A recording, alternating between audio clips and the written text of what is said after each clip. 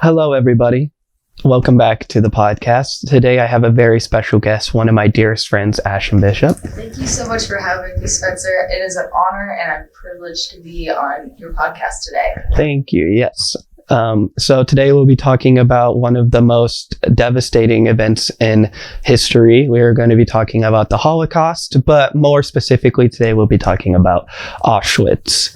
Now, do you know anything about Auschwitz? You know what? I do know quite a bit of information about Auschwitz. I know it's one of the top, I think during my research I read that it's one of the top 6 most notorious and deadliest concentration camps throughout the entire Holocaust. Yeah. So today we'll be talking about the many camps that are in Auschwitz. Okay. So I did say camps because actually, most people don't know this, but there's actually 3 different camps in the complex of Auschwitz. So, yeah.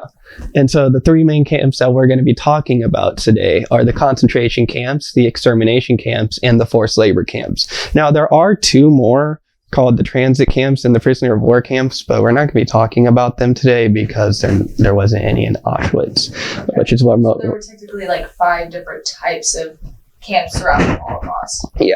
Whoa. That's crazy. I know. And luckily for you, I have a little explanation of all of them right here. Enlighten me. Right. Concentration camps is a place where people are concentrated and imprisoned without trial.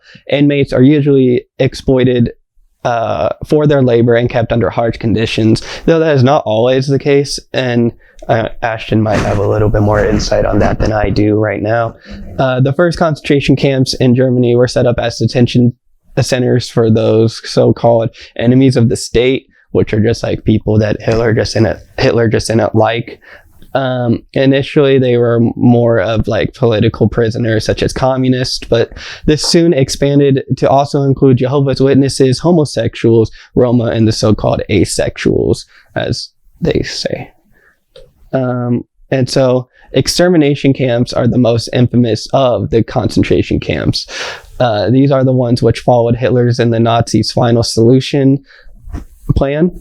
The first extermination camp was named Kelmo, and instead of having the gas chamber showers, they had vans that they would put the people into. And so what they would do is they would pack them all into the back of a van, and then instead of having the exhaust come out like a normal car, they had it pointed into the back of the van. And so when they started the car, they all died in the back of carbon monoxide poisoning. Yeah, which not fun. So the Nazis then decided to build more extermination camps, but specifically by the railroads in order to make shipping the people, which I don't really like that they did that, but the shipping the people easier. And so the first ones to use the now infamous gas chambers designed as showers were Soboto and Treblinka? Yeah. Mm-hmm. And so obviously, if you don't know what the gas chamber showers are, they would have the inmates dress up. They would have them pretend that they were going into the showers. They had this whole room made up where they had shower heads and all of that. And they had a big group shower. And instead of water coming out, they would have gas come out. And so they would kill the people inside the gas chambers, but they thought that they were showers, which... There are also forced labor camps, which were similar to the concentration camps, but they were even more, They were even more harsh. So they had the inmates were seen as replaceable, not human, and had even worse living conditions, which included, but not limited to, disease, hunger, and heat stroke. And now just a little bit about which ones are which, because we're going to be talking about mostly about the extermination camp today, right? We're going to talk about daily life.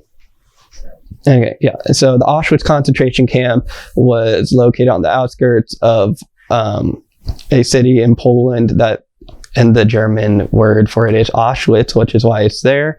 And so that was referred to as Auschwitz I, or the main camp. Now Auschwitz-Birkenau, which was the killing center, which referred to Auschwitz II, was located about 2 miles from the main camp, and they started using that in 1941. And then Auschwitz 3 was located near the pole. It's about 4 miles away from the main camp. So yeah, would you like to talk about? Sure. Yes. I'm going to be discussing about the daily living of Auschwitz and what would you do, what basically life was like entering Auschwitz. So basically how it would start off is people who were being to Auschwitz would be sent from the ghettos and would be packed into these cattle cars. And the cattle cars themselves were incredibly, they were just incredibly unsanitary. I mean, they would be traveling for days, weeks, and sometimes they'd just be traveling for long periods of time. They would hardly stop for a bathroom. Like they would hardly stop for bathroom breaks. The food, they would hardly give food and water to the prisoners in the cattle cars. You basically were in there until you got to Auschwitz, essentially.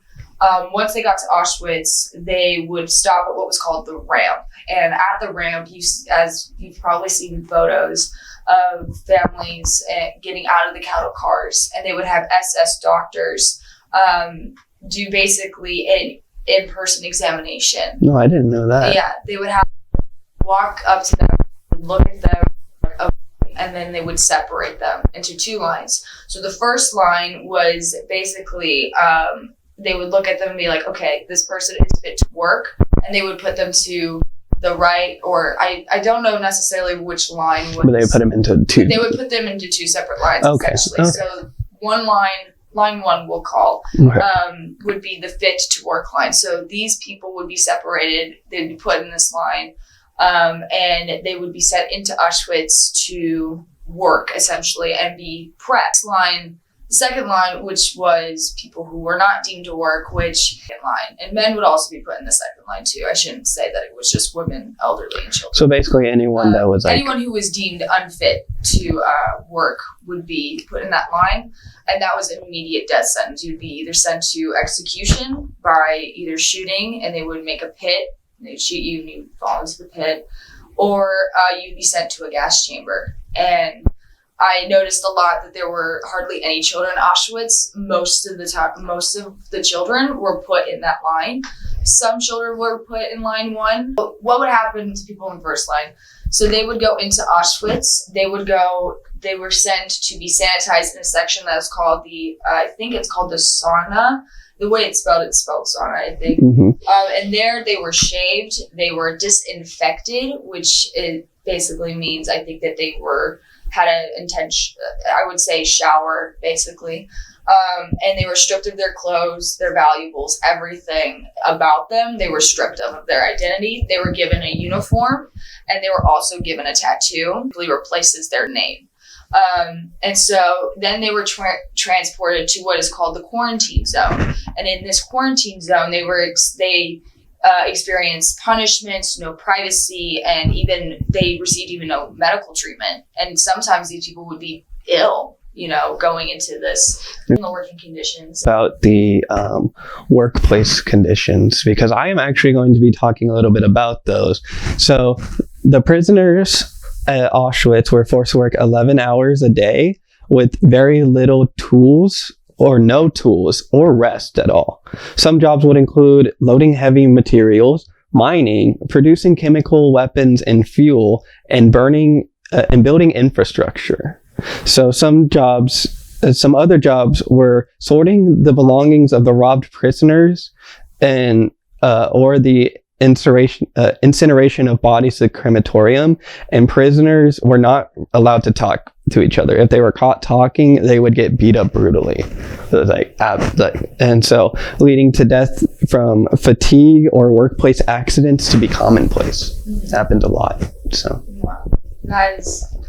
It's just, the whole thing is just horrific. And then after, and I'm glad that you talked about their work day, because now I'm talking about the aftermath too. They would line up and they would receive their rations of food, and basically their food rations were what Nazi deemed nutritionally, like nutrition value wise, is what the Nazis deemed would be perfect nutritional value. They would receive their food rations and they would line up to go to the washrooms or to the washrooms to clean their clothing and, to clean out the dirt, pests, whatever they got on it. They had to clean it, and then they were then sent to their sleeping conditions, of course, were not great. They slept essentially on brick floors, sometimes just dirt floors. They didn't have any beds. They were crammed into these single floor buildings. Some had a second floor, and the maximum occupancy for those floors were like 700 prisoners. They would cram over 1,200 in each of these floors. Yeah, they would cram over 1,200 prisoners in these blocks, and they would all be right next to each other. And again, the conditions in there were also inhumane. I mean, like, they had bathrooms, but they weren't clean. I mean, they were not heated. Like, there was no heating. So, of course, when it was extremely cold and you don't have blankets, you don't have a bed, you don't have anything to keep yourself warm, and you also are extremely you're extremely in a starvation state, you're not going to have anything to keep you warm. So you're basically freezing to death in those places during the winter. So it's just the conditions just in general over those camps and in any camps were inhumane. And that's really what the camps were about, is stripping them of their humanity, which leads me to just the Holocaust in of itself is one of those topics that should be talked about more. And I think a lot of this doesn't get talked about as much. Yeah, I agree. Mm-hmm. Thank you for your time, Ashton. Thank you so much for having me. Yeah. Well, thank you guys so much for listening or watching, depending on what you're using or streaming on. And we will see you next time, where we will talk about a little bit more about the Holocaust. Probably go into some personal stories. Yeah, some more personal stories.